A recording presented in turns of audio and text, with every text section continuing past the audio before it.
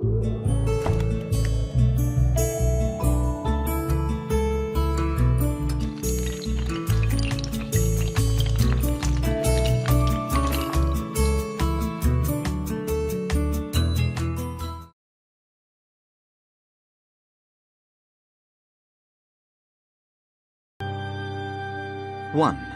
A visitor for Sherlock Holmes.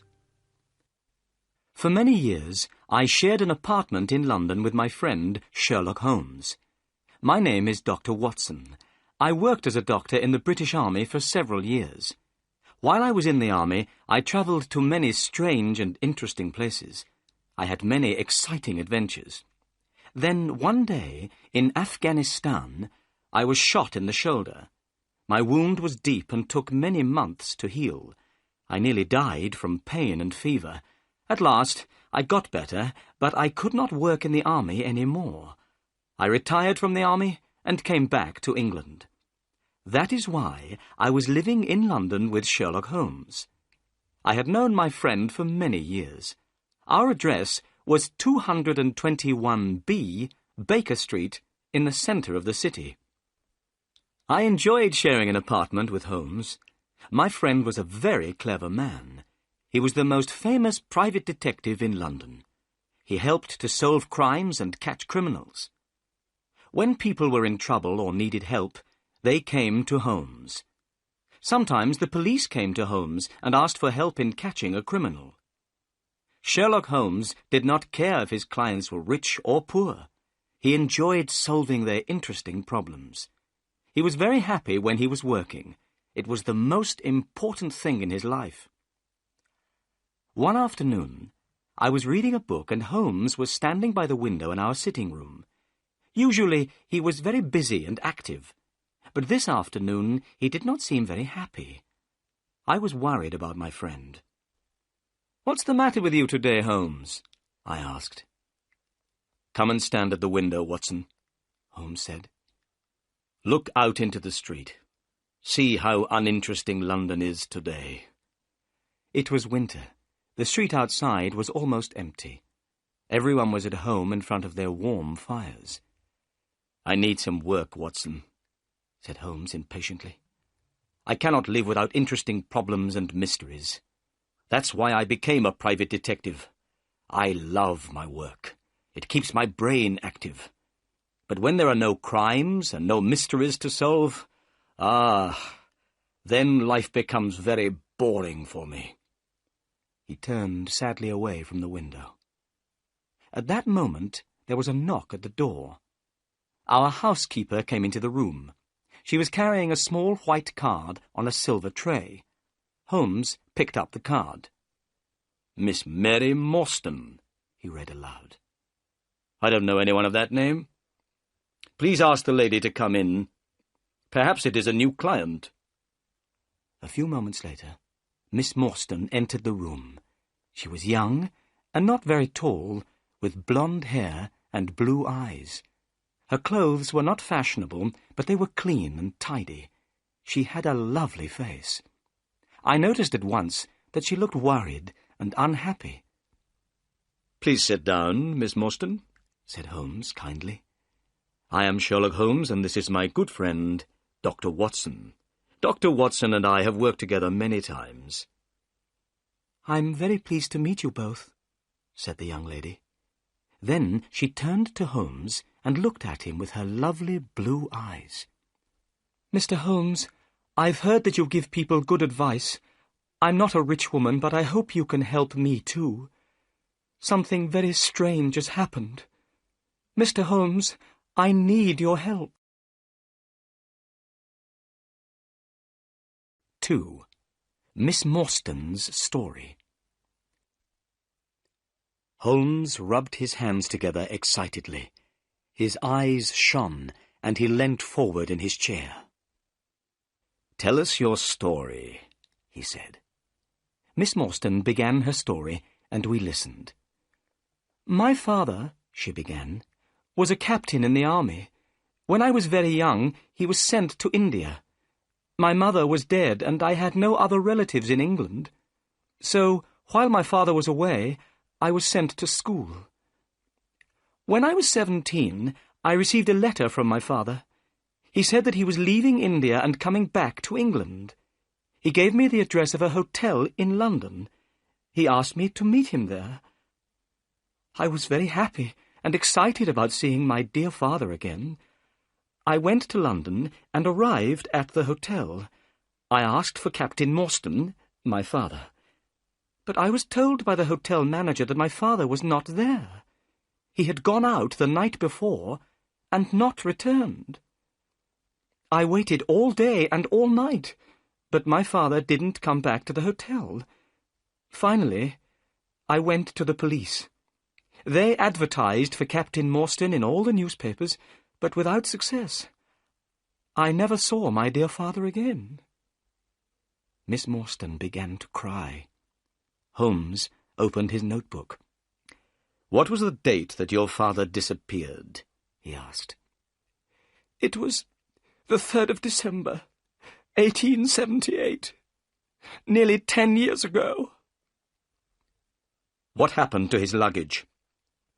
It was still at the hotel, replied Miss Morstan. The cases contained some books and clothes and some paintings and ornaments from the Andaman Islands. The Andaman Islands? What are they? I asked. A small group of islands near the coast of India, said Miss Morstan. There is a prison on one of the islands. My father was one of the officers in charge of the prisoners. He worked there for many years. Did your father have any friends in London? Asked Holmes. Only one, Major Sholto. He was also in charge of the prisoners in the Andaman Islands. The Major had retired from the army some time before my father disappeared. He was living in London, and of course I went to see him, but he didn't know that my father had arrived in England. Your story is very interesting, said Holmes, rubbing his hands together once more. Please, go on. 4 years after my father disappeared, continued Miss Morstan, I saw an advertisement in the newspaper. The date was the 4th of May, 1882. To my surprise, the advertisement asked for the address of Miss Mary Morstan. It said that if I advertised my address, I would receive some very good news. What did you do? Asked Holmes. I advertised my address in the same newspaper. The next day, I received a small cardboard box. Inside the box was a lovely pearl, and I have received another 5 pearls since that day. They arrive every year on the same day. Look. She opened a flat box and showed us 6 beautiful pearls. There was no letter with the pearls? Asked Holmes. Nothing at all, replied Miss Morstan. Then she continued. But the strangest thing of all happened this morning. That is why I came to see you. This morning, I received a letter. Please read it. Thank you, said Holmes. He took the letter and studied it carefully. Then he handed it to me. London, the 17th of November, 1887. Dear Miss Morstan, go to the Lyceum Theatre tonight at 7 o'clock. Stand outside the entrance on the left. If you are afraid, bring 2 friends. Do not bring the police. You have been deceived, but you will learn the truth tonight. Your unknown friend. What can this letter mean? Asked Miss Morstan. I'm afraid. What should I do, Mr. Holmes? You are a clever man and can give me good advice. Holmes jumped up excitedly. We shall go tonight to the Lyceum Theatre. The 3 of us. You and I and Dr. Watson.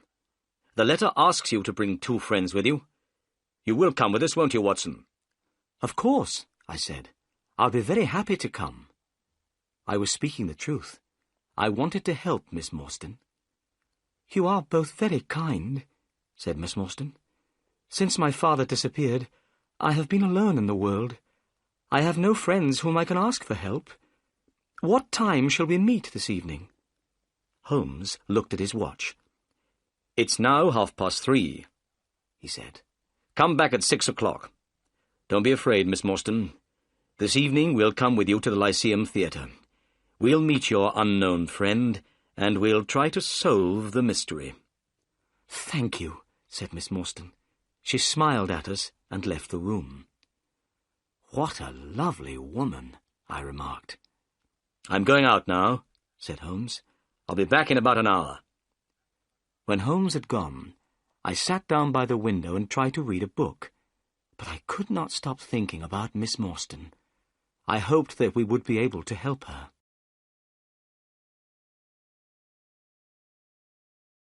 "3. A Strange Meeting." At 5:30, Holmes returned. He was very pleased about something. "I have had great success, Watson," he said, as I gave him a cup of tea. "What, Holmes?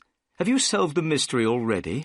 I asked in surprise. No, but I have discovered something very interesting. Miss Morstan said that her father had a very good friend in India. His name was Major Sholto. "Yes," I said. "Major Sholto had retired from the army. He was living in London when Captain Morstan disappeared, but he did not know that Morstan was in England." "Well," said Holmes, "I've just been to the offices of the Times newspaper. I looked through the old copies of the newspaper, and I discovered that Major Sholto died on the 28th of April, 1882. "Perhaps I'm very stupid, Holmes, but I don't see why this discovery is interesting." "Listen," Holmes said. "Captain Morstan disappeared. He had one friend in London, Major Sholto. But Major Sholto said that he didn't know that Captain Morstan was in London. 4 years later, on the 28th of April, 1882, Sholto died. A few days later, on the 4th of May, 1882, Captain Morstan's daughter saw the advertisement in a newspaper. Then she received a valuable present. These presents came every year. Why do the presents arrive on that day? They must have something to do with Sholto's death." I was still puzzled. "But Sholto died 6 years ago," I said. "Why did Miss Morstan receive that letter today, 6 years later? The letter speaks of telling her the truth. What can it mean?" "I hope that we'll find the answers to these questions tonight, Watson," said Holmes seriously. "Are you ready? It's 6 o'clock, and here is Miss Morstan." Miss Morstan entered the room. She was wearing a dark cloak and hat. She did not seem afraid, but her beautiful face was very pale. I picked up my hat and my heaviest stick. I noticed that Holmes took his gun from his drawer and put it into his pocket. We got into a cab and were soon on our way to the Lyceum Theatre. In the cab, Miss Morstan took a piece of paper out of her bag. "Mr. Holmes, I forgot to show you this. This note was found in my father's luggage. It is very strange. I don't know what it means. Perhaps it isn't very important, but I wanted you to see it." Holmes unfolded the note carefully and spread it on his knee. He took a magnifying glass out of his pocket and examined the paper. "This paper was made in India," he remarked. "Have a look at it, Watson." I took the note and studied it carefully. The paper was thin and old. There was a drawing on the paper. "It looks like the plan of a large building," I said. "Somebody has made a mark to show a certain place in the building. But what are these names at the bottom? And what is the meaning of the sign of 4? "I don't understand what this note means," said Holmes, "but it might be important. I will keep it." He sat back in the cab. Miss Morstan and I talked quietly together, but Holmes did not say anything. I knew he was thinking hard. It was getting dark, and the people in the streets were hurrying home from work. I was feeling a little afraid. I wondered what kind of person we would meet at the Lyceum Theatre. There were many people outside the theatre. Everyone was meeting friends and going in to see the play. The letter had told us to stand outside on the left. We waited. Suddenly, a small, dark man appeared. "Are you Miss Morstan and her friends?" he asked. "Yes," she said. "You must promise me that these men are not policemen," said the stranger. "They are not policemen," replied Miss Morstan. "Then come with me," said the man. He led us quickly across the street to another cab and opened the door. We went inside. The man closed the door and jumped up onto the driver's seat of the cab. The horse moved off quickly. We passed through so many streets that I was very soon lost. I had no idea where we were going. I was feeling nervous, and Miss Morstan's face looked white. Sherlock Holmes was calm. Our strange driver did not turn round or speak to us. The only sound was the noise of the horse's hooves. At last, we stopped. We were outside a house in a dark, quiet street. It had only one small light in the kitchen window. There were no lights in any of the other houses in the street. We knocked at the door. It was opened immediately by an Indian servant. The Indian was wearing a bright yellow turban on his head. He had white clothes and a yellow belt. It was very strange to see such brightly coloured clothes in this quiet street in London. "My master is waiting for you," said the servant. As he spoke, we heard a man's voice. It came from one of the rooms inside the house. "Bring them in to me," the voice called. "Bring them straight in to me." 4. The Death of Major Sholto. We followed the Indian servant into the house. He stopped in front of an open door. "Come in! Come in!" said the voice. We entered, Holmes, Miss Morstan, and myself, and were astonished. The room in which we were standing was full of Indian paintings and ornaments. The carpet was soft and very thick. There were 2 large tiger skins on the walls. In the centre of the room stood a strange little man with a bald head. He was smiling, but he seemed very nervous. "My name," said the bald-headed man, "is Thaddeus Sholto. You are Miss Morstan, of course. And these 2 gentlemen?" "This is Mr. Sherlock Holmes, and this is Dr. Watson." "A doctor!" cried Thaddeus Sholto excitedly. "Oh, please could you listen to my heart? I'm very worried about my heart." I listened to his heart beating, but I could hear nothing wrong with it. "There's nothing wrong with your heart," I told him. "I'm so glad," said Thaddeus Sholto. "Miss Morstan, your father had a very weak heart. If his heart had been stronger, he would have been alive today." Miss Morstan sat down, and her face turned very white. "I knew that he was dead," she said. There were tears in her eyes. I was very angry with Thaddeus Sholto. He did not notice how much he had upset Miss Morstan. "Please, tell us why we've been brought here," said Miss Morstan. So Thaddeus Sholto began his strange story, and we listened. "My father," Sholto said, "was Major Sholto of the Indian Army. He retired from the army about 11 years ago. He bought a house in North London. He called the house Pondicherry Lodge. My brother, Bartholomew, and I were his only children. We knew that Captain Morstan, Miss Morstan's father, and our father had been very good friends in India. When we heard that Captain Morstan had disappeared, we were very upset. My brother, Bartholomew, and I also knew that our father was afraid of something. He never went out alone. He often spoke about a man with a wooden leg who followed him. He seemed very afraid of this man." "Did he tell you why he was afraid?" asked Holmes. "No, he didn't," Thaddeus Sholto replied.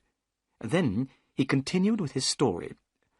"One day, in 1882, our father received a letter from India. This letter upset him very much. He became ill. Every day he grew weaker. At last, he was dying. He asked to see me and my brother Bartholomew. We went to his room. He told us to lock the door and come over to the bed. Then he held our hands and spoke to us. He said that he wanted to tell us the truth about Captain Morstan's death. He was the only person who knew this terrible secret. When Father was in India with Captain Morstan, they found a great treasure. It was called the Great Agra treasure. The jewels in this treasure were worth more than £1,000,000. Father brought the Agra treasure back to England. Morstan followed him and came at once to the house to ask for his share. But the treasure had made Father greedy. He did not want to give any of it to Morstan. He wanted to keep it all for himself. Morstan became very angry. They had a terrible argument. Father knew that Morstan's heart was weak. Suddenly, the colour of Morstan's face changed. Father saw at once that Morstan was dead. He did not know what to do. He had not killed Morstan, but he was afraid that people would believe that he had killed Morstan. He decided to say nothing. He hid the body, and he also hid the great Agra treasure. Soon the news of Morstan's disappearance spread through London. Only our father knew the terrible truth. He told us as he was dying that he had been a wicked and greedy man. He said that he had acted very wrongly, but that he had paid for his crime. The Agra treasure never brought him happiness, only fear and guilt. Then he told us that Captain Morstan had a daughter called Mary. He asked us to listen carefully. Then he began to tell us where he had hidden the treasure. At that moment, a terrible change came over our father's face. He pointed at the window and cried out in a voice full of fear, "Keep him out! Keep him out!" My brother and I stared round at the window. We saw a horrible face looking in through the window. It was wild and had a black beard and cruel eyes. We rushed to the window, but the man had gone. When we went back to the bed, Father was dead. "What did you do then?" asked Holmes. "We ran out into the garden," replied Sholto. "We looked everywhere, but we found nothing. In the morning, we went to our father's room. We found that someone had been in the room during the night. There was a piece of paper on the bed beside my father's body, and on this paper some words were written. These words were, 'The sign of 4. 5. The Great Agra Treasure. Holmes, Miss Morstan, and myself looked at each other in surprise. My body felt cold with fear. "The same words, 'The sign of 4, were written on that strange note in Captain Morstan's luggage," said Holmes. "What can it mean?" I whispered. Miss Morstan turned to Thaddeus Sholto. "Why did you send me the pearls?" she asked. "On the table, beside our father's bed, was a gold cup," Sholto answered. "It was decorated with 6 pearls. Our father had told us that this cup was part of the Agra treasure. He had wanted us to share the treasure with you. So we found your address and sent you the pearls, one by one." "That was very kind of you, Mr. Sholto," said Miss Morstan. "Not at all," said Sholto. "But now I am going to tell you something very exciting. Yesterday, my brother and I found the great Agra treasure." "You found the treasure?" we repeated in astonishment. "Yes. Our father had died before he told us where it was hidden. My brother Bartholomew and I searched for the treasure for 6 years.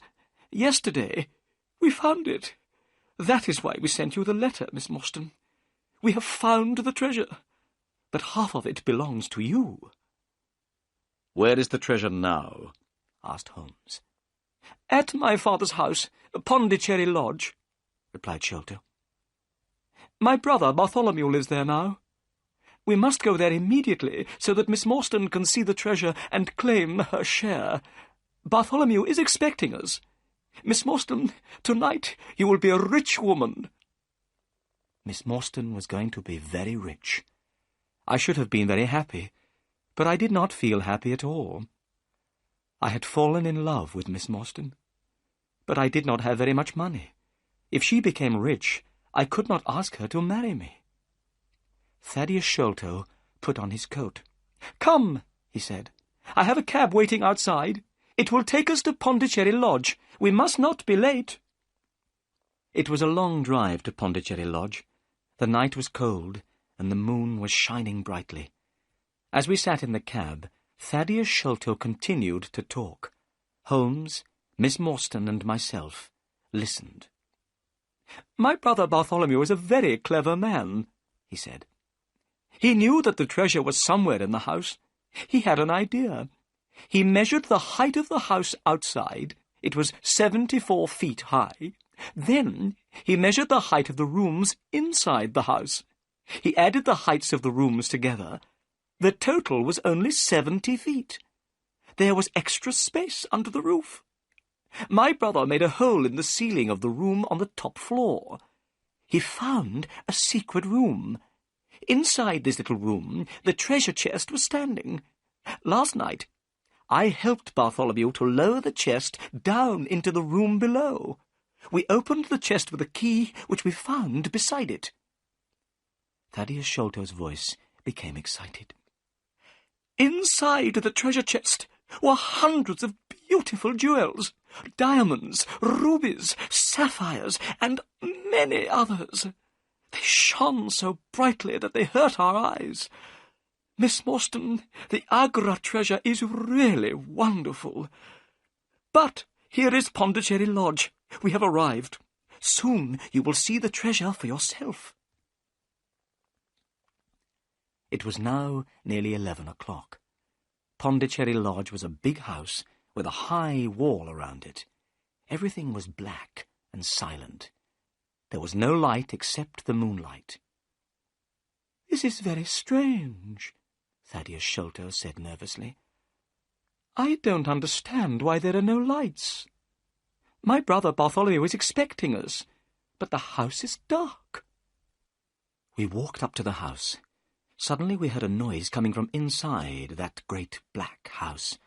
It was the sound of a woman crying. "The only woman in the house is the housekeeper," said Sholto. "Something is wrong." We hurried to the door and knocked. A tall old woman opened it. Her face was white with fear.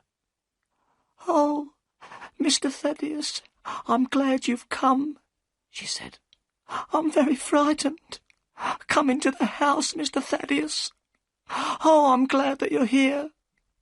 Something terrible has happened to your brother."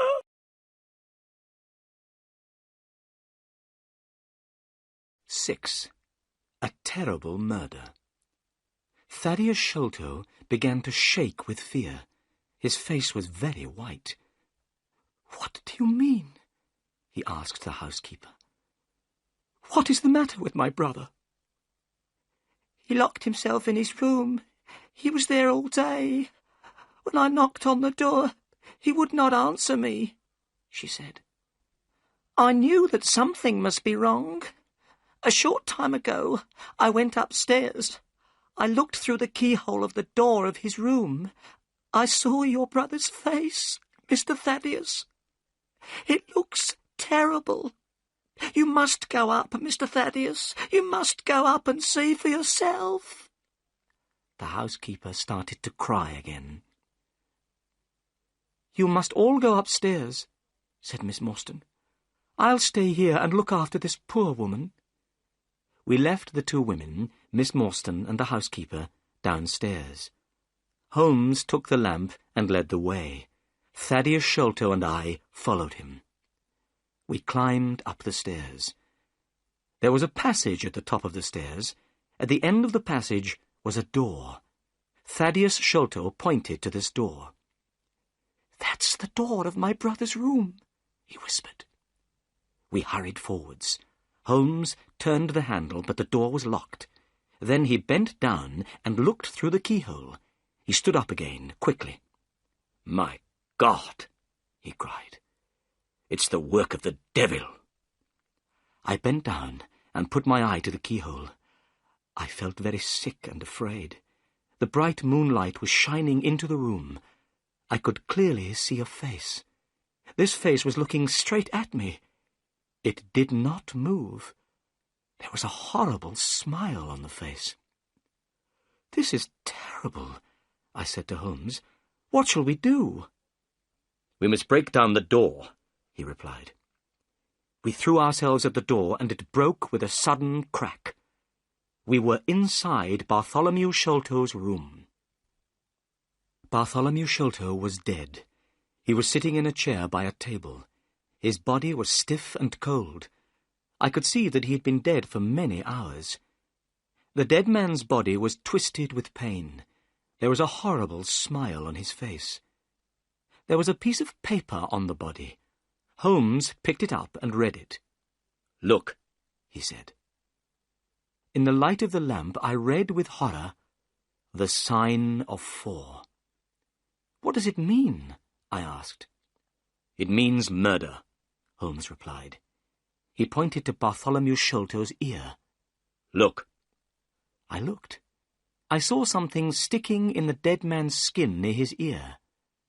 "It looks like a thorn," I said. "It is a thorn," said Holmes. "You can take it out, but be careful. It is poisoned."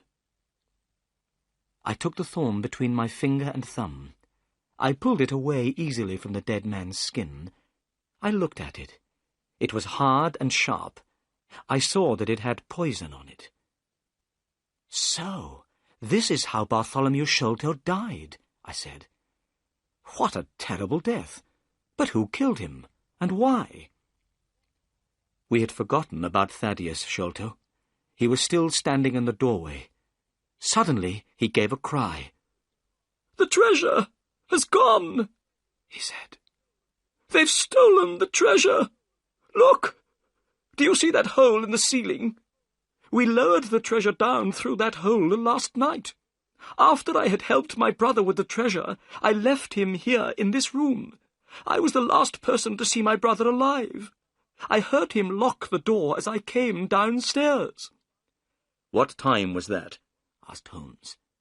"It was 10 o'clock, and now my brother Bartholomew is dead, and the great Agra treasure has gone."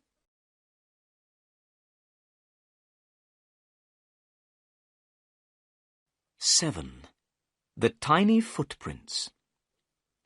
"Go to the police station, Mr. Sholto," said Holmes. "Ask the police to come quickly. Dr. Watson and I will wait here." Thaddeus Sholto turned away. We heard him going downstairs. "Now, Watson," said Holmes, "we have some work to do before the police arrive.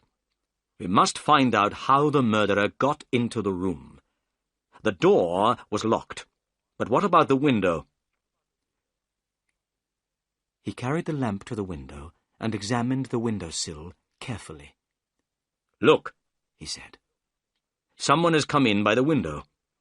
Here is the print of a foot on the window-sill. And here is a round mark. And look, on the floor. Here is another footprint and another mark. And again by the table. See, here, Watson." I looked at the marks. Some were footprints, but some were in the shape of small circles. "Those are not footprints," I said. "No," replied Holmes. "They are the marks made by someone with a wooden leg."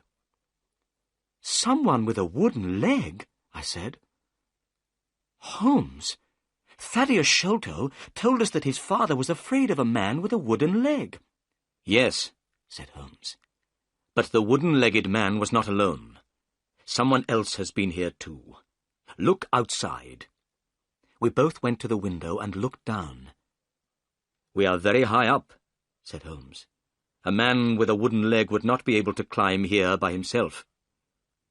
2 people came into this room. We will call them number 1 and number 2. Number 2 is the wooden-legged man. But who is number 1, and how did he get in? I looked round the room. I thought quickly. Then suddenly I knew the answer. In the ceiling of the room was a hole. Thaddeus Sholto had told us that his brother had made this hole. The Agra treasure had been hidden in the secret room above. The 2 Sholto brothers had lowered the treasure chest through this hole the night before. A set of steps was standing beneath the hole. On the floor by the set of steps was a rope.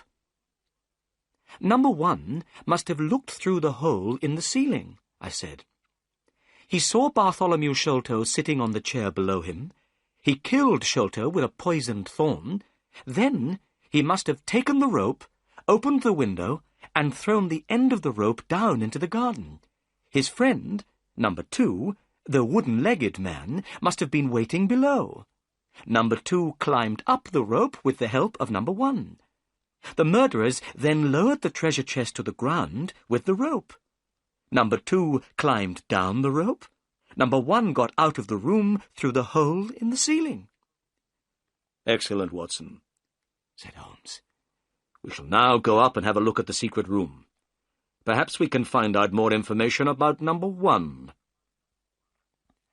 We climbed the steps and found ourselves in a small, dark room without any windows.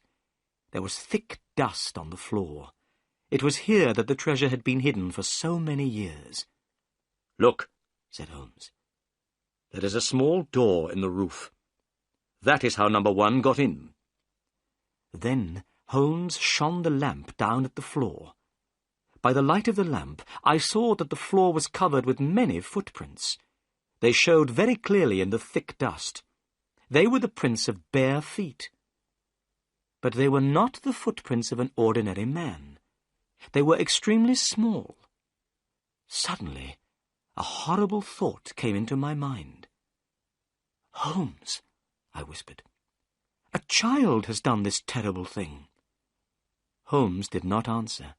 He was still studying the tiny footprints. Finally, he spoke. "No," he said slowly. "I don't think it was a child. Look at this footprint. Look at the marks of the toes. They are very wide apart. It is not a child's footprint. It is a man's. They are the prints of a tiny man." "Do you mean a dwarf?" I asked in surprise. "I will show you," replied Holmes. "Let's go into the room again. Let's examine once more the poisoned thorn which killed Bartholomew Sholto." In the room below, I picked up the thorn. I held it carefully between my fingers. I felt afraid. It was long and sharp. "Now then," said Holmes, "what do you think about this thorn? Is it an English thorn?" "No," I said. "It certainly is not." "You see," said Holmes, "already we begin to know many things about murderer number 1. He is a very small man, in other words, a pygmy, from some foreign land. He is very strong and can climb great heights easily. He is also extremely dangerous. He kills people by shooting them with poisoned thorns."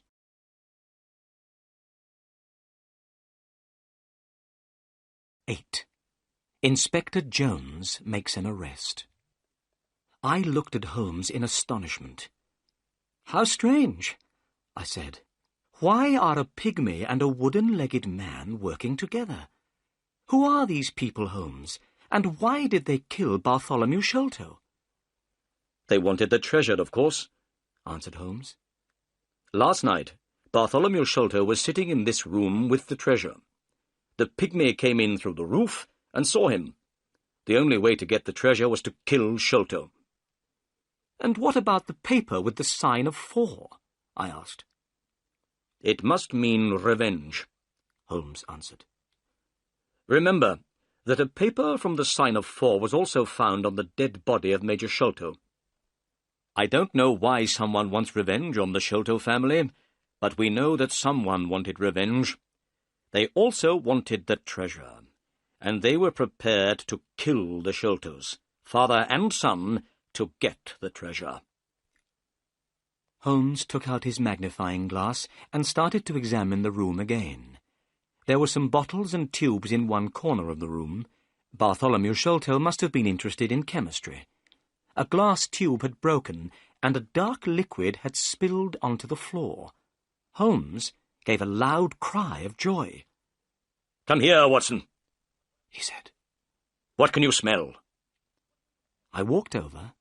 Suddenly, I smelled something very strong and unpleasant. The smell was coming from the dark liquid on the floor. "It smells like tar," I said. "It is similar to tar," Holmes answered. "It is creosote." He was smiling and rubbing his hands together. "Why are you so pleased?" I asked. Holmes pointed to the floor. I saw a clearly marked small footprint. I realized that the pygmy had stepped in the creosote. "I know a dog which loves the smell of creosote. It will follow this smell for miles and miles," said Holmes. "We'll catch these murderers now." Just then we heard footsteps and loud voices outside the room. "It's the police," said Holmes. As he spoke, a fat man in a grey suit entered the room. His face was red, and his eyes were small and bright. He was followed by a policeman in uniform and by Thaddeus Sholto. I'd never seen the fat man before, but Holmes seemed to know him well. "Good evening, Inspector Jones," said Holmes politely. "Don't you remember me?" The fat man stopped and stared. He was not very pleased to see Holmes. "Why, yes, of course," he said. "You are Mr. Sherlock Holmes, the private detective. Yes, I remember you well. This is an interesting crime, Mr. Holmes. A man has been murdered, and jewels worth £1 million are missing. What do you think happened?" "Well," began Holmes, but Inspector Jones did not want to listen to my friend. He thought his own ideas were better. "Listen, Mr. Holmes. I will tell you what I think," he said importantly. "This man, Thaddeus Sholto, tells me that he was with his brother last night. They discovered the treasure together. He was the last person to see his brother alive. Now, I think that Thaddeus Sholto killed his brother. Then he ran off with the jewels." "Oh, no, it isn't true," cried Thaddeus Sholto. "What about the poisoned thorn in the dead man's skin?" asked Holmes. "And the paper with the sign of 4? "The thorn belongs to Thaddeus Sholto," replied Jones quickly. "I don't think the paper is very important. Perhaps it's a trick. But wait a moment. What's that up there? I see a hole in the ceiling. I must have a look." Inspector Jones went quickly up the steps. We heard him moving about noisily in the room above. Then he came down again. He was hot and dusty. "I know everything now," he cried. "I have found a door which leads out onto the roof. That was how Thaddeus Sholto escaped." "But the footprints," began Holmes. Inspector Jones was not listening. He had not noticed the tiny footprints. He turned to Thaddeus Sholto. The poor man was shaking with fear. "Mr. Sholto," said Jones, "I arrest you for the murder of your brother." "I didn't do it," Thaddeus cried. "Please, Mr. Holmes, believe me." "Don't worry, Mr. Sholto," said Holmes. "I know that you didn't kill your brother. I will find the murderer." Inspector Jones turned to Holmes angrily. "Listen, Mr. Holmes," he said. "This is a matter for the police. It has nothing to do with you. Good night, gentlemen." Inspector Jones and the policeman took Thaddeus Sholto away. A few minutes later the house was quiet again.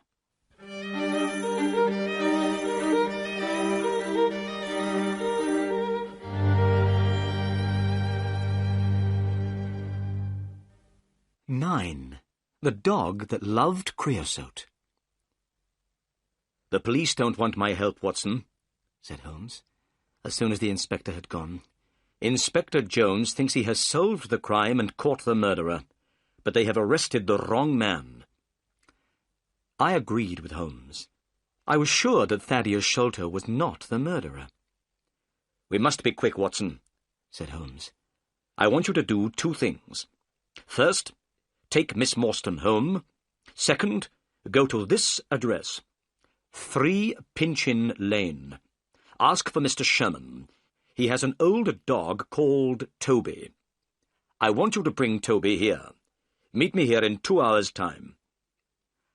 I took Miss Morstan home in Thaddeus Sholto's cab. She was very upset by what had happened and spoke very little. I promised that I would visit her the next day. Then I went to the address which Holmes had given me. It was the middle of the night, and the streets of London were black and silent. As the cab went along, I thought about everything that had happened. We had discovered the truth about some things. The death of Captain Morstan, the sending of the pearls to Miss Morstan, the advertisement, the letter. All these things were clear. Now there were other mysteries which we had to solve. Where was the Indian treasure? What was the plan found in Morstan's luggage? Who wanted Bartholomew Sholto to die? Where were the pygmy and the wooden-legged men? What did all these things mean? And what was the mysterious sign of 4? I hoped that Sherlock Holmes would discover the answer to these questions. Soon I arrived in Pinchin Lane, the address where Holmes had sent me. It was a very poor street, and the houses were old and dirty. I found house number 3 and knocked on the door. After some time, a face looked out from a window above. It was not a friendly face. "Who are you?" said the face angrily. "What do you want?" Come down and open the door," I said. "I have something to ask you." "Go away at once," said the face. "If you don't, I'll let out 50 dogs upon you." "My friend, Mr. Sherlock Holmes," I began. At these words, the window suddenly shut, and a few minutes later, the door opened. I saw an old man with grey hair and beard holding a candle in his hand. "Come in, sir," he said. "I'm Mr. Sherman. I'm sorry that I was rude. I didn't know that you were a friend of Sherlock Holmes." I went into the small, dirty house and stopped in astonishment. There were cages everywhere I looked. All the cages contained different kinds of animals. I could see their eyes shining in the candlelight. "What does Mr. Holmes want?" asked the old man. "A dog called Toby," I answered. "Toby is my best dog," said Mr. Sherman. "He loves to follow strong smells, especially the smell of creosote. That's his favourite." "That's why Mr. Holmes wants him," I said. "Wait here. I'll go and get him." The old man came back after a few minutes. He was pulling a dog on a lead. The dog looked very strange. It had very long ears and very short legs, and its eyes were large and sad. "This is Toby," said Mr. Sherman. "He'll go with you. He's a friendly dog." The dog licked my hand and wagged its tail. I put some money into Mr. Sherman's hand, and the old man gave me Toby's lead. When I got back to Pondicherry Lodge, I found Sherlock Holmes standing outside the door. He was smoking his pipe. "Excellent, Watson," he cried when he saw me. "You've done well. Good dog, Toby. Come here. Good dog." Holmes took a handkerchief out of his pocket and gave it to Toby to smell. The handkerchief was covered with creosote. The dog went mad with excitement. His sad eyes shone with happiness, and his tail wagged. "See how he loves the smell," said Holmes. "We won't have any problems now." Holmes pointed at a drain pipe, which went down from the roof of the house. "While you were away, Watson," he said, "I went up onto the roof and discovered how the pygmy climbed up and climbed down again. He used that drain pipe." The drain pipe ran all the way down from the roof to the garden below. There was a large barrel full of water under the end of the drain pipe. "He climbed down that drain pipe and onto the barrel beneath," said Holmes. "It was very easy to follow his trail. He left marks everywhere. He also dropped this." Holmes put his hand in his pocket and took out a small bag made of dried grass. I looked inside. To my horror, I saw 5 or 6 long, dark thorns. They were the same as the one which killed Bartholomew Sholto. "The murderer has lost these," said Holmes. "Let's hope that he doesn't have any more. Don't touch them, Watson. They are poisoned. But come, where's Toby?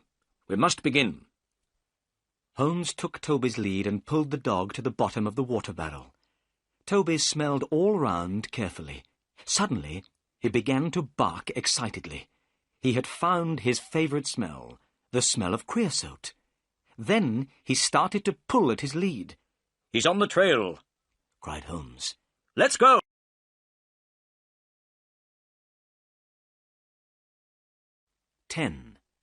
The hunt begins. Toby pulled at his lead and ran quickly through the grass. He ran so quickly that it was difficult to follow him. The sky was beginning to get light now. Toby ran along the paths in the garden under the trees and bushes. Then he reached the garden wall and ran along beside it. Finally, he stopped at a place in the wall where the bricks were loose. "This is the place where they got into the garden," said Holmes. "It is easy to climb up and down here. Look, do you see this mark? It is the print of a man's hand." He pointed at a flat stone. I saw a dirty handprint on the stone. Holmes picked up the dog and climbed over the wall. I followed. Toby soon found the trail again. Toby did not look to the right or the left. He ran straight ahead with his nose to the ground. He loved the smell of creosote. Nothing could stop him from following it. As we hurried along, I thought about the wooden-legged man and the pygmy. I wondered what would happen when we found them. I knew that they were dangerous. I wished that I had brought my gun with me. Toby was still following the trail. Now we were passing through small, narrow streets. The people were just beginning to wake up. The men were going on their way to work. The women were opening their windows and cleaning their houses.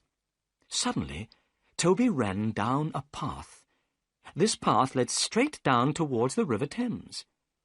Soon the river appeared in front of us. Toby ran faster and faster. The path went down to the water's edge. It ended at a small wooden jetty.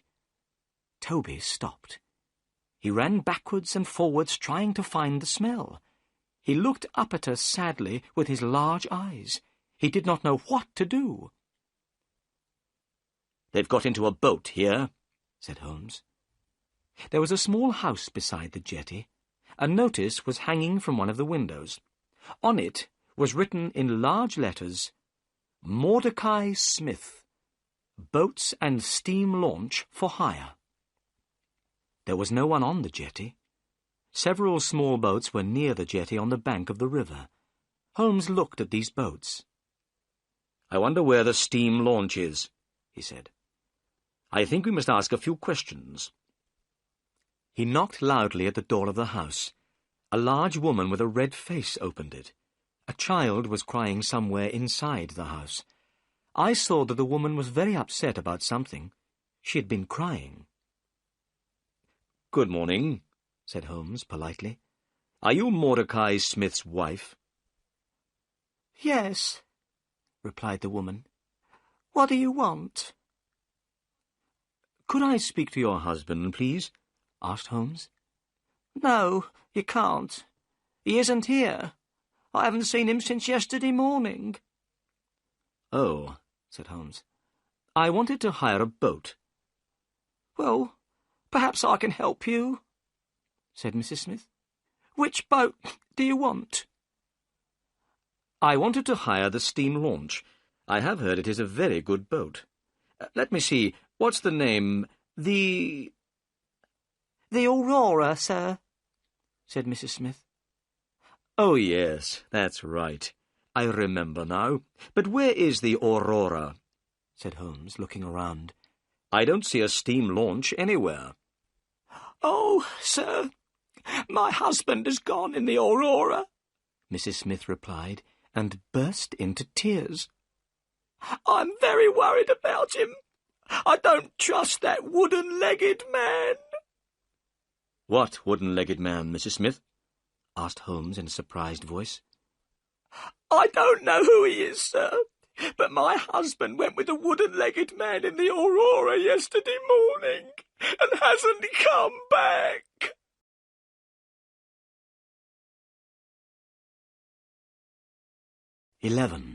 Mystery on the River. "I'm very sorry to hear that, Mrs. Smith," said Holmes. "Tell me, was this wooden-legged man alone?" "I don't know, sir. I didn't see anyone else, but it was very dark. It was 3 o'clock in the morning. I could not be sure." "What does the Aurora look like?" asked Holmes. "The Aurora is black, sir, with 2 red stripes down each side. It has a black funnel with a white stripe. The Aurora is the fastest boat on the river," answered Mrs. Smith. Holmes looked worried. "That's very interesting," he said. "Try not to worry about your husband, Mrs. Smith. I am going up the river myself. If I see Mr. Smith, I will tell him that I have seen you. Goodbye." "Goodbye, and thank you," said Mordecai Smith's wife. She had stopped crying. She went inside her house and closed the door. "Watson, we must find Mordecai Smith and the Aurora as soon as possible," said Holmes. "Mordecai Smith and the wooden-legged man are working together. Smith has taken the 2 murderers in his steam launch. They are all hiding somewhere on the river." "It will be easy to find them," I said. "You must tell the police at once." Holmes shook his head. "No, I don't want these criminals to know that anyone is looking for them. They will try to escape again. I have a better idea," Holmes went on. "I have many agents everywhere up and down the river. These agents are clever. I pay them to bring me information. They always know what is happening on the river. I will ask my agents to look for Mordecai Smith and the Aurora. But you look tired, Watson. Let's go home and have breakfast." It was now nearly 8 o'clock in the morning. I did feel very tired. I was glad to go home to Baker Street. When I had a bath and changed my clothes, I came downstairs to breakfast. Holmes was drinking coffee and reading a newspaper. "Look, Watson," he said. "Here is a report about the murder of Bartholomew Sholto at Pondicherry Lodge, and about the arrest of Thaddeus Sholto by Inspector Jones last night." I took the paper and read the report. I felt sorry for Thaddeus Sholto. Inspector Jones had made a stupid mistake by arresting him. I knew that Sholto was not guilty of the murder of his brother. I hoped that we would be able to help Thaddeus. But would we be able to find the murderers? Suddenly, there was a loud knock on the door. A few minutes later, 12 children ran into the room. Their clothes were dirty and ragged. They had no shoes on their feet. Their hair was untidy, and their faces had not been washed for a very long time. But they seemed happy and cheerful. "Good morning, Mr. Holmes," said the children together. "Who are these children, Holmes?" I asked in astonishment. Holmes laughed. "These are my agents," he said. "I sent a message for them to come. Look at them. They can go anywhere, see everything, hear everything. Nobody is afraid of children." Holmes gave each of the children some money. Then he told them what he wanted them to do. "You must find a steam launch called the Aurora," he said. "It is on the river somewhere, and belongs to Mordecai Smith. The Aurora is black with 2 red stripes down each side. It has a black funnel with a white stripe. You must find it. Now go." The children ran out of the room, all talking together. They went down the stairs and out into the street. "My agents will find Mordecai Smith and the Aurora," said Holmes. "Now we must wait."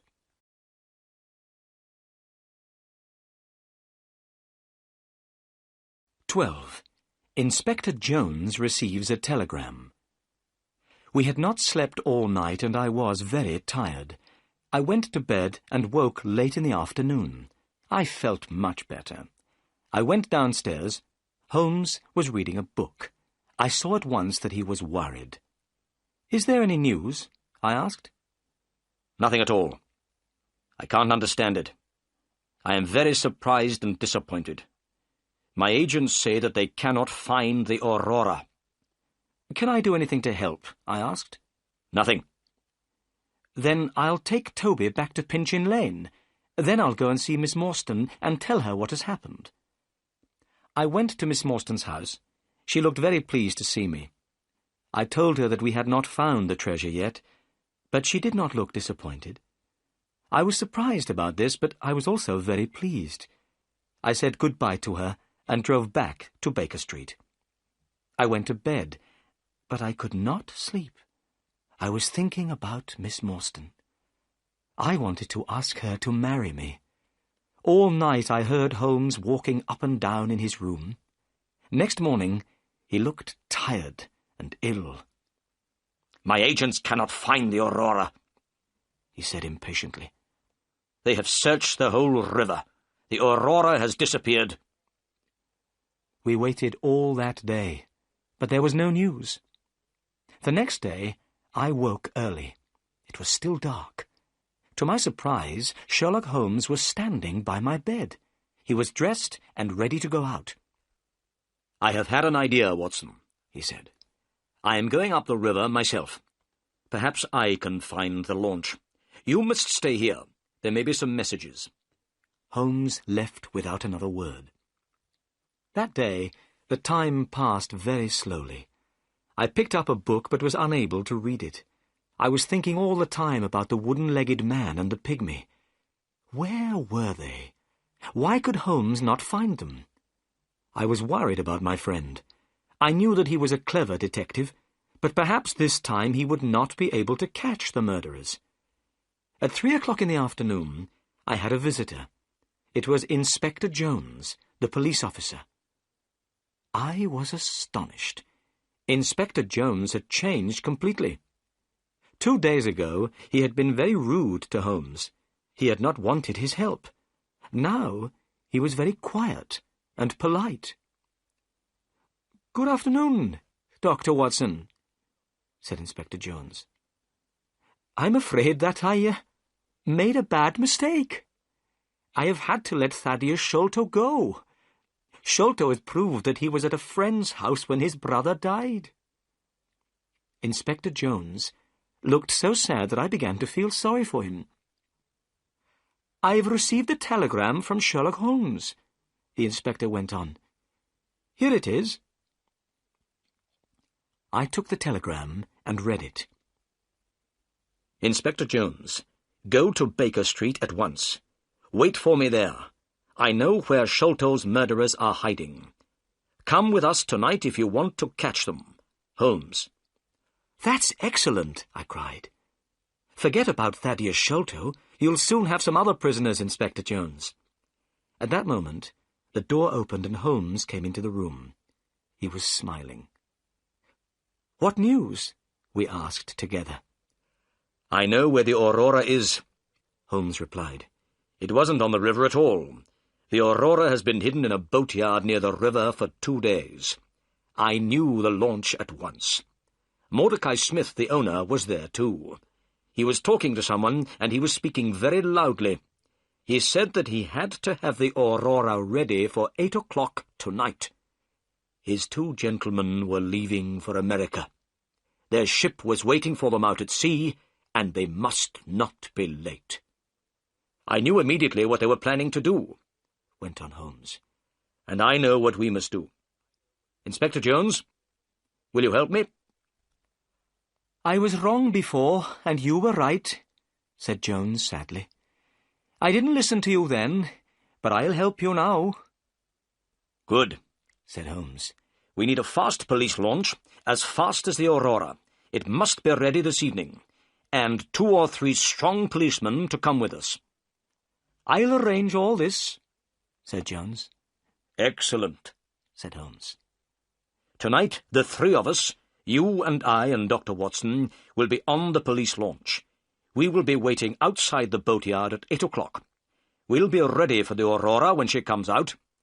We'll catch the murderers, and we'll get the treasure."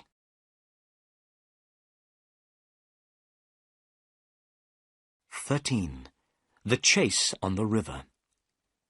At 7 o'clock that evening, the 3 of us, Inspector Jones, Holmes, and myself, went down to the river. Both Holmes and I had guns in our pockets. Inspector Jones had promised to let us use the police launch. This launch was now waiting. 4 strong men were on board the launch. Soon we were moving quickly down the River Thames. The police launch was very fast. We passed all the other boats on the river without difficulty. This pleased Holmes very much. By 8 o'clock we had arrived opposite the boatyard where the Aurora was hidden. It was now dark. We waited.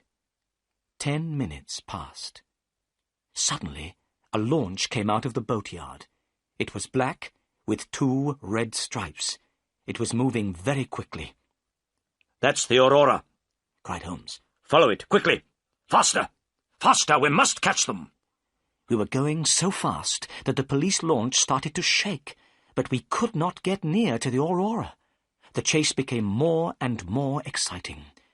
We went in and out between other boats. Many times I closed my eyes. I was sure that we would hit something. At last we got closer to the Aurora. Inspector Jones turned on a light and shone it on the Aurora.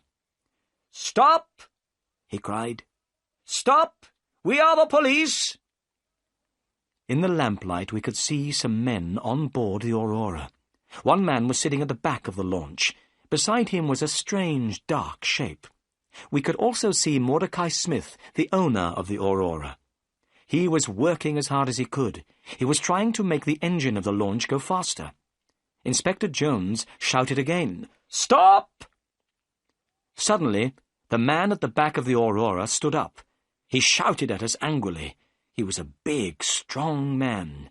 Then I noticed that his right leg was missing. There was a wooden stump in its place. This was the wooden-legged man. At the sound of the man's voice, the strange dark shape beside him moved. It was a small, dark man, the smallest man I have ever seen. But the pygmy's head was large. His face was hard and cruel. As soon as Holmes saw the pygmy, he took out his gun. I did the same. "Shoot him if he moves his hand," said Holmes. At that moment, the pygmy put a short piece of wood to his lips. We fired our guns together. The pygmy fell backwards into the water with a terrible cry. The wooden-legged man turned the Aurora towards the bank of the river. As soon as the Aurora touched the bank of the river, he jumped out. It happened so quickly that we were not able to slow down and stop the police launch. The man had landed in the soft, wet mud of the river bank, but his wooden leg had stuck in the mud. He could not move. We managed to turn the police launch round. We went towards the wooden-legged man and threw him a rope. Then we pulled him up over the side of our launch.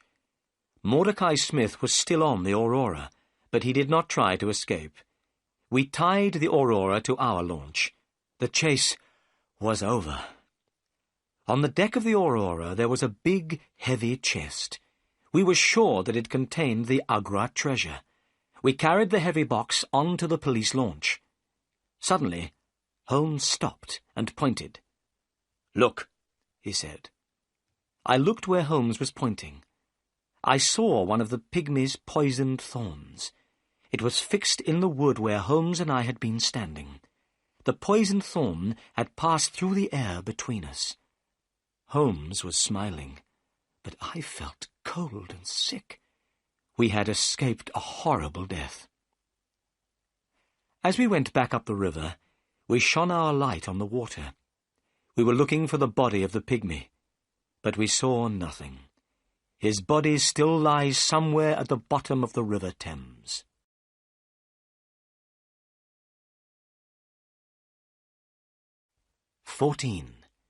The treasure is lost. The wooden-legged man was our prisoner. He was sitting in the police launch opposite the treasure chest. He was about 50 years old. He had black curly hair and a black beard. He did not look angry any more. He was not interested in anything. "What's your name?" Holmes asked him. "Jonathan Small," replied the man. "Jonathan Small?" repeated Holmes. He took out the piece of paper which had been found in Captain Morstan's luggage. Holmes read out what was written on the piece of paper. "Jonathan Small, Mohammed Singh, Abdullah Khan, Dost Akbar, the sign of 4. "Give me that paper," said the man. Holmes gave it to him. "Yes," Small said. "I am one of the sign of 4. This paper is a plan of the fortress at Agra in India. My 3 friends and I found the treasure many years ago. Tonight I have lost the Agra treasure, and you have killed my dear friend, Tonga. I'm not sorry about the deaths of Sholto and his son. I'm not sorry about anything. Do what you like with me." "You will tell us your story later," said Holmes. "But first, Watson, will you take the treasure to Miss Morstan?" "I shall be pleased to do that," I said. But I was not speaking the truth. I did not want to take the treasure to Miss Morstan. I did not want her to become a rich woman. "Inspector Jones and I will take our prisoner to Baker Street," said Holmes. "We'll meet you there, Watson." Then Holmes turned to Jonathan Small. "But where is the key of the treasure chest?" "At the bottom of the river," replied Jonathan Small. "Why did you throw it away?" cried Inspector Jones angrily. "You've made things very difficult for us." Jonathan Small did not speak. He did not care what Jones said. When we got to the jetty, I got out of the launch with the treasure chest. I found a cab and drove to Miss Morstan's house. Miss Morstan was sitting by the window. She was wearing a pretty white dress, and her hair was shining brightly in the lamplight. "How nice to see you," she said when she saw me. "Do you have any news?" "I've brought something better than news," I said, trying to speak happily. "I've brought the Agra treasure." I put the heavy chest down on the table. Miss Morstan did not look very excited. "So, this is the famous Agra treasure," she said. "Yes," I replied. "Half of it belongs to you, and half to Thaddeus Sholto. You are a rich woman now, Miss Morstan." "The treasure can wait," she said. "First, I want to hear all about your adventures. Please sit down and tell me everything." So I told her everything that had happened. I told her how Holmes found the Aurora. I told her about Inspector Jones and Thaddeus Sholto. I told her about the chase on the river, the death of the pygmy, and how we had caught Jonathan Small. "How brave you are," she said. "I didn't know that you were in such terrible danger." "It's finished now," I said. "Let's open the treasure chest. There isn't a key. How can we open the chest?" Miss Morstan left the room and came back with a heavy metal bar. I took the bar and put it under the lid of the chest. Then I turned it, and the lid opened. I lifted up the lid. My hands were shaking. We both looked inside. Then we looked at each other in astonishment. The chest was empty. The chest was made of very thick iron. This was why it was so heavy. "The treasure is lost," said Miss Morstan quietly. "Thank God," I said. "Why do you say thank God?" asked Miss Morstan. "Because now I can ask you to marry me," I replied, holding her hand. "Because I love you, Mary. Now you are not going to be rich, so I can tell you my feelings. That is why I said, thank God."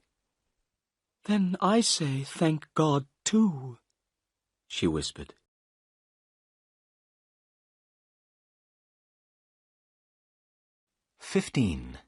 The Sign of 4. When I got back to Baker Street, Holmes, Inspector Jones, and the prisoner, Jonathan Small, were all waiting for me. I showed them the empty treasure chest. Small began to laugh. "Where is the treasure, Small?" shouted Jones angrily. "The Agra treasure belongs to the Sign of 4, said Small quietly. "No one else will have it. I threw it all to the bottom of the river." We all stood astonished. The great treasure of Agra was lost forever. "The Agra treasure is unlucky," said Small. "It has never brought happiness to anyone. It brought death to Captain Morstan. It brought fear and guilt to Major Sholto. Bartholomew Sholto was murdered because of it. And to me and the other members of the Sign of 4, it has brought prison for the rest of our lives." "You must tell us your story," said Holmes. "What is the Sign of 4? Jonathan Small began his strange story, and we listened. "I went to India as a soldier in the British Army," said Small. "One day, soon after I arrived, I had an accident and lost my leg. After that, I could not fight any more. Then there was terrible fighting between the Indians and the British. The British all hid in an old fortress at Agra. They shut themselves inside. The walls of this fortress were very thick. The Indians could not get in. I also went to Agra. I had 3 Indian friends who had fought for the British. They came to Agra with me. These men were Muhammad Singh, Abdullah Khan, and Dost Akbar. When we were in the Agra fortress, we heard a strange story. It was about a great treasure which had been hidden in the fortress. It had been hidden for many years. The 4 of us decided to look for this treasure. And one day, we found it. It was hidden under the floor in a secret room. We were astonished by what we had found. We had never seen so many beautiful jewels. The 4 of us decided not to say anything about what we had found. We decided to leave the treasure hidden in the secret room in the fortress. When the fighting was finished, we would be able to take the treasure away with us. We made a promise to each other. We agreed that we would always work together. We would share the treasure between us. We became the Sign of 4. But a terrible thing happened. 2 British soldiers were killed in a fight. We had not killed them, but we were arrested for their murder. We were sent to prison in the Andaman Islands." "Is that where you met Major Sholto and Captain Morstan?" asked Holmes. "Yes," said Small. "Sholto and Morstan were the officers in charge of the prisoners there. We were in a terrible situation. We knew where the Agra treasure was, but we were not able to go and get it. We were prisoners. Also, we were afraid that someone else might find the treasure. We did not know what to do. At last, we told Sholto and Morstan about the great treasure. We asked them to help the 4 of us to escape. When we were free, we would get the treasure and share it with them. But Sholto said that he did not believe us. He said he did not know if we were speaking the truth. Sholto did not know if the treasure would be there. He said He would go to India. If he found the treasure, he would come back. He would help us escape from prison. Sholto asked the four of us to give him a plan of the fortress at Agra. We did not want to give Sholto the plan. I didn't trust him. But in the end, we had to agree. We gave one plan to Sholto and another to Morstan. Sholto went to India, but he never came back. He found the treasure and took it to England. He stole it from the Sign of Four and also from his friend Morstan. And from that day, I decided to have revenge on Sholto. Small was silent for a few moments. He was thinking about what Sholto had done. Then he went on with his story. I made friends with one of the people of the Andaman Islands, he said. The people there are pygmies. They are very small, but they are very brave. One day, I found one of these pygmies lying under a tree. He was very ill. I looked after him. He slowly got better. He became my friend. His name was Tonga. Tonga helped me to escape from the islands. He had a small boat.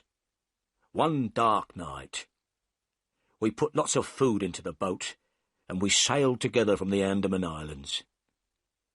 Holmes had been listening carefully while Small told his story. Now he spoke. Ah, I understand, he said. Major Sholto received a letter. What was written in the letter frightened him to death. It must have been the news of your escape which killed him. Small went on with his story. At last Tonga and I reached London, but I was too late to have revenge on Sholto. Sholto was dying. He saw my face at the window. That night, I got into his room and left a message. It was from the Sign of Four. Tonga and I waited 6 years.